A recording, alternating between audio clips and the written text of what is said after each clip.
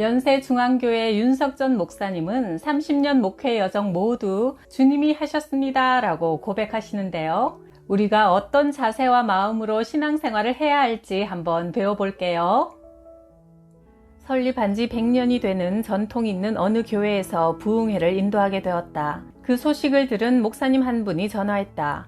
윤 목사님, 그 교회 집회를 뭐하러 잡았어요? 우리 교단의 유명한 목사님이 그 교회에서 부흥회를 인도하다가 더워서 양복 윗도리를 벗었다고 장로들에게 멱살을 잡혀 강단에서 끌려내려왔지 뭡니까? 거룩한 강단에서 감히 하나님 앞에 버릇없이 옷을 벗었다고 말이에요. 그런 교회를 어떻게 감당하려고 부흥회를 하러 가십니까? 그 교회는 거센 장로들 때문에 담임 목사가 붙어있지 못하는 교회입니다. 가지 마십시오.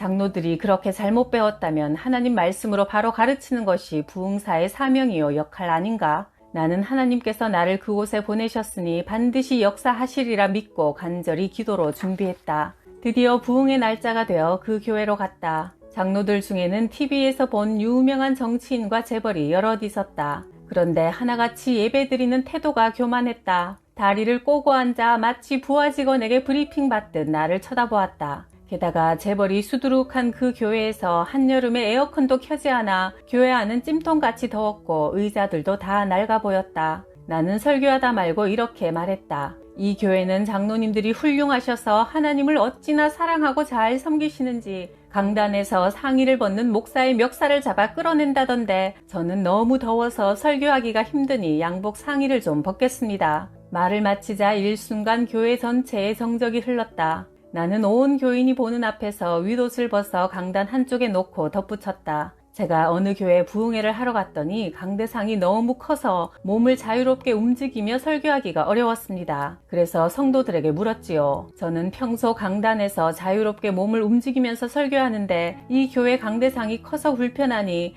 강대상을 옮겨주시면 감사하겠습니다. 그랬더니 그 교회 장로 한 분이 벌떡 일어나서 법궤를 움직이면 큰일 납니다 하고 난리를 냈습니다. 아니, 강대상은 설교할 때 원고 놓기 좋으라고 사용하는 것이지 그게 무슨 법궤입니까? 장로님들 중에는 이렇게 성경을 잘못 알고 외식하는 사람이 많습니다. 그래서 제가 말했지요. 장로님, 하나님은 죄로 멸망하는 우리가 안타까워서 자기 아들이라도 못 박아 죽여 그 피로 우리를 살리는 데 사용하셨는데 이 강대상이 하나님 말씀을 전하는 일에 불편하다면 치우고 편하게 말씀을 전해야 하지 않겠습니까? 강대상은 법궤가 아니라 그냥 나무로 만든 상일 뿐이지요. 그렇게 간곡히 설득해도 그 장로님은 아닙니다. 법궤입니다. 법궤. 법궤를 함부로 움직이면 큰일 납니다. 해서 결국 강대상을 못 옮겼어요. 여기도 그런 식으로 하나님의 본 마음에는 관심 없고 외적인 형식에만 목숨을 거는 분이 계십니까? 그렇게 말하니 장로들의 얼굴은 하나같이 어디서 저따위 강사를 불러왔어? 라는 듯 불만이 가득했다.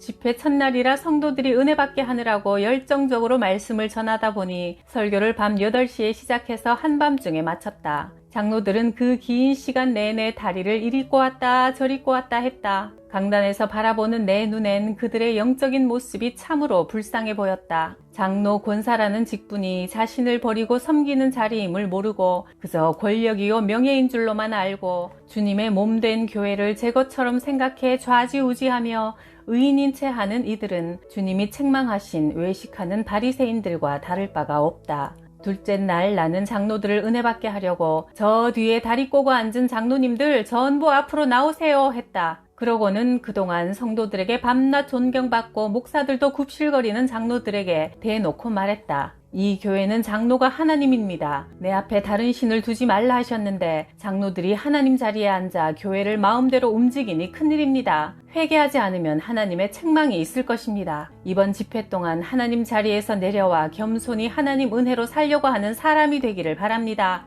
집회 셋째 날 아침 일찍 장로 2명이 강사방으로 나를 찾아왔다. 한 명은 유명한 정치인이고 또 한 명은 건설회사 사장이었다. 낮 집회 후에 저희가 점심을 대접하고 싶습니다.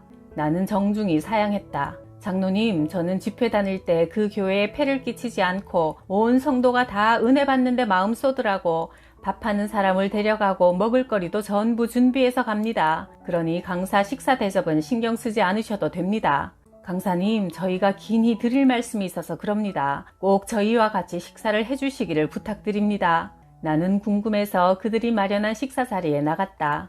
고급 일식집에서 식사를 다 마친 후 두 장로가 갑자기 내 앞에 무릎을 꿇었다. 목사님, 저희는 지금까지 장로를 하고 싶어서 한 것이 아닙니다. 저희가 사회적 신분이 있다 보니 교회에서 시켜줘서 장로가 된 겁니다. 이번에 목사님의 설교 말씀을 들어보니 장로는 아무나 하는 것이 아닌데 저는 사실 장로 될 자격은커녕 구원도 못 받은 사람입니다. 어제 저녁에야 드디어 목사님의 설교를 듣고 저도 예수님을 영접하고 구원받았습니다. 예수님을 구주로 영접하니 얼마나 눈물이 나는지 밤새도록 울었습니다. 목사님 정말 감사합니다. 또 다른 장로가 말했다. 목사님이 우리 교회에 안 오셨으면 저희는 지옥 갈 뻔했습니다. 정말 교회를 제 마음대로 주물렀고 목사도 제 마음에 들지 않으면 가차없이 쫓아냈지요. 사람들이 다 제 말이면 고분고분 따랐으니까요. 이제는 교회에서 제멋대로 하던 못된 버릇 다 버리고 하나님 말씀에 따라 모세를 도운 아론과 훌처럼 주의 종을 섬기겠습니다.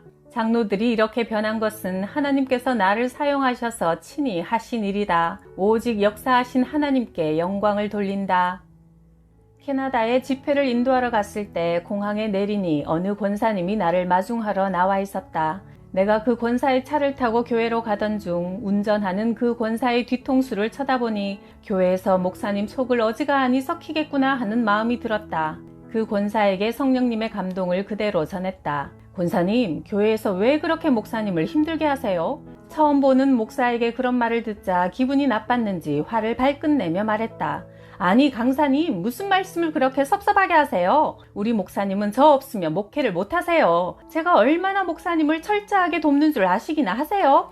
권사님이 교회에서 잠잠해야 담임 목사님이 편하게 목회하시겠는데요. 목사님이 권사님 비위 맞추기가 하나님 비위 맞추기보다 어렵겠는데요. 참 강사님도 우리 목사님께 한번 물어보세요. 저 없으면 목회를 못 하신다니까요.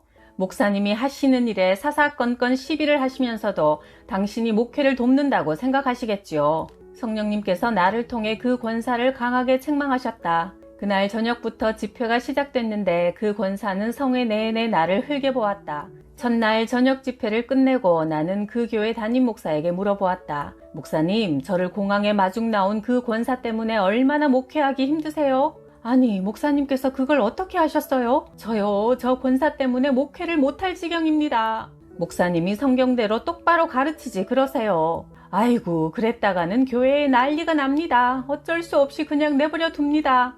그런 사람이 바로 성경이 말하는 가라지다. 예수님도 그런 가라지는 뽑지 말고 타작할 때까지 그냥 두라고 하셨다. 가라지를 뽑으려다 알고까지 다칠까 염려해서다. 교회 중직을 맡았으니 자신은 교회에서 담임 목사님의 목회를 돕는다고 착각하지만 실상은 목회를 방해하여 주의 종의 속을 썩이고 있으니 스스로 속는 것이다. 목사님, 저 권사 때문에 몇 년이나 속을 썩으셨습니까?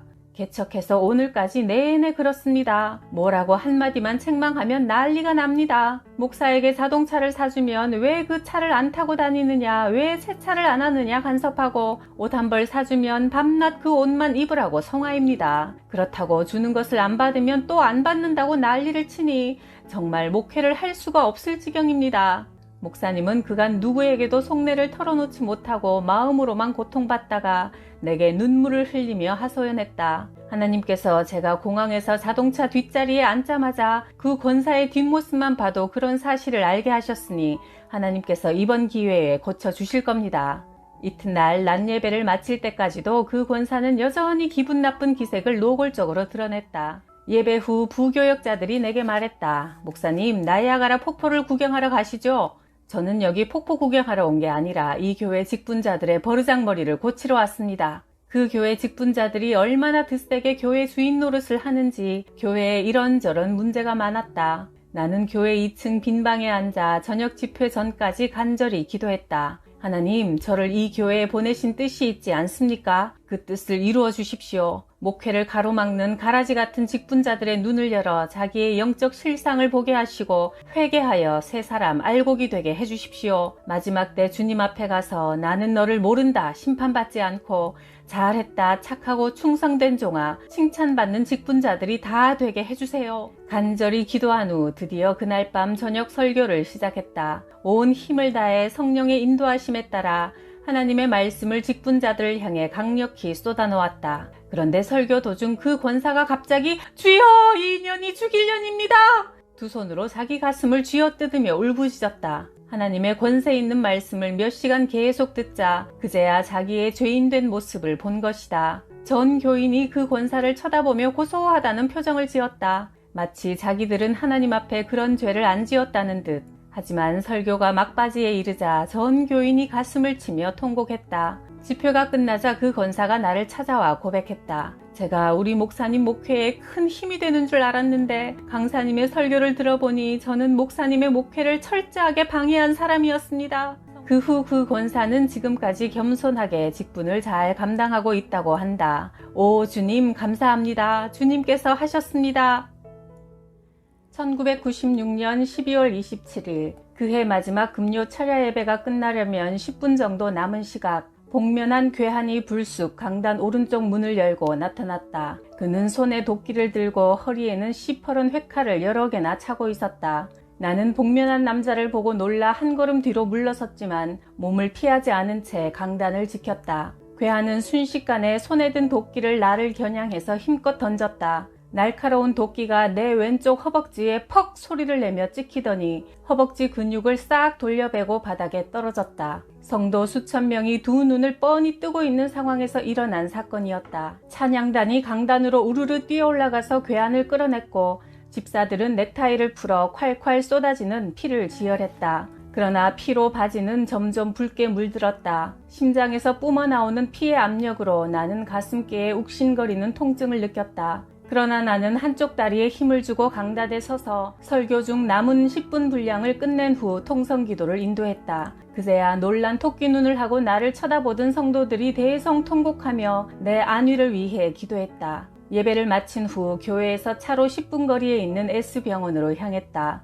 간호사가 도끼에 찍혀 벌겋게 벌어진 상처에 소독약을 들이부었다. 나는 괴한을 보는 순간 강대상 옆으로 한 발 비켜서는 바람에 순교할 기회를 놓친 것이 억울해서 아픈 것도 못 느꼈다. 그날 밤에는 의사가 없어 수술을 하지 못했다. 두어 시간쯤 지나 아내가 병실에 들어서면서 입을 열었다. 여보, 순교할 뻔했는데 참 아깝네요. 만약 이 일을 하나님께서 순교 정신 가지고 목회했다고 인정하시면 하늘나라에서 순교에 큰 상이 있을 텐데 그러면 얼마나 영광스럽겠습니까?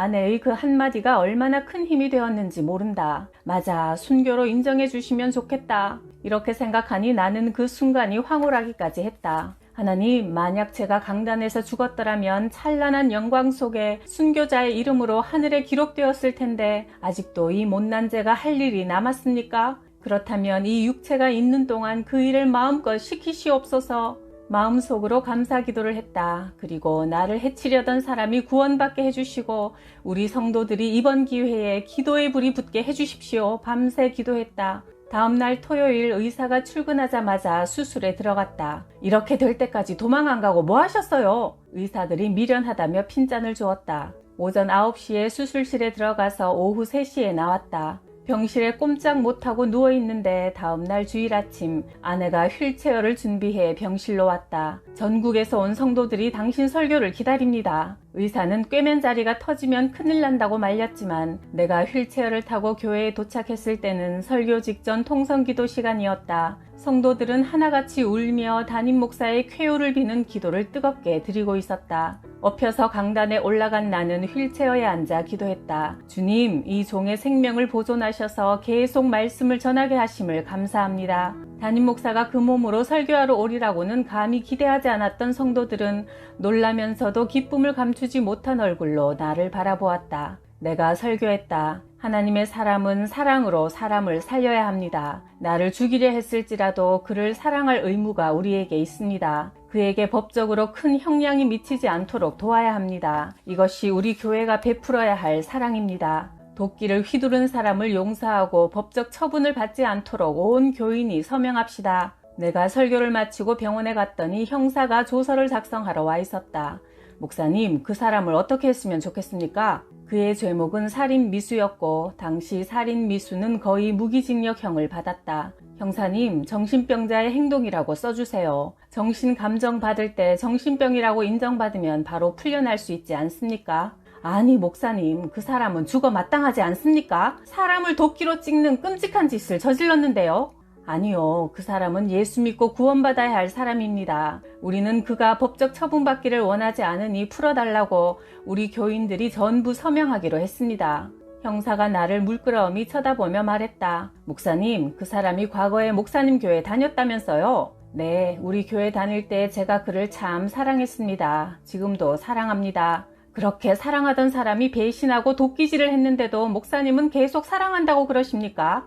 나는 그가 처벌받지 않고 예수 잘 믿어서 온전한 정신으로 사회생활 잘 하고 많은 사람에게 도움이 되는 삶을 살아가도록 한 번 더 기회를 주고 싶습니다. 목사님이 하신 이 한마디로 많이 감형될 겁니다. 그날 주일 저녁 예배 시간이 가까워지자 아내가 설교하러 가자며 또 휠체어를 가지고 왔다. 그렇게 주일 저녁 예배 설교까지 무사히 마쳤는데 문제는 월요일부터 2달간 진행되는 동계 성회였다. 신문사와 방송국 여러 군데 광고까지 이미 나갔으니 반드시 해야 했지만 상처가 너무 깊었다. 월요일 날이 밝자 아침 일찍 아내가 나를 데리러 왔다. 의사에게 기도원에 가서 설교를 해야 하니 퇴원시켜달라고 하자 점잖던 의사가 심하게 나무랐다. 당신 미쳤어요? 이렇게 무식하게 나오다니 정말 목사 맞습니까? 다리 신경이 끊어지면 평생 못 걸을 수도 있다고요. 의사는 노발대발하며 퇴원을 가로막았다. 자신이 맡은 환자를 걱정하는 의사의 심정은 10분 이해했지만 나는 그래도 상관없다고 말하고 차에 올라 기도원으로 향했다. 설교를 앞두고 기도하고 있는데 병원에서 보낸 수간호사가 나를 찾아왔다. 그때부터 매일 아침 저녁으로 간호사가 기도원까지 와서 정성스럽게 소독해 주어 병원에 가지 않아도 되었다. 집회 시간마다 그 몸으로 휠체어에 앉아 설교하니 전국에서 온 성도 수천 명이 더 큰 은혜를 받는 역사가 일어났다. 2달간 진행된 집회가 끝나기 2주 전에는 2다리로 서서 설교할 정도로 완전히 회복되었다. 그 후 연세중앙교회 교인 대다수가 나를 해치려고 했던 그 사람의 법적 처분을 원하지 않는다고 서명했고 실제로 얼마 후 그는 풀려났다. 그의 가족이 치료비 전부를 대겠다고 했지만 나는 거절했다. 대신 예수 잘 믿고 꼭 천국 가자고 말했다. 1996년 말에 내가 당한 죽음의 고비는 영적으로 보면 축복이었다. 기도원을 짓고 교회가 커지면서 나나 성도들이 교만해질 수 있었는데 엄청난 충격적인 사건을 겪고 나니 그런 교만이 들어올 틈이 없이 모두 더욱 열심히 기도를 하게 되었다. 우리 삶에 최악의 경우가 닥치더라도 혹 죽을 고비를 맞더라도 절망하고 낙심하지 말아야 한다. 음부의 권세는 언제나 성도의 앞길을 가로막지만 그 권세보다 더 큰 주님이 우리와 함께 계시니 넉넉히 이길 수 있다.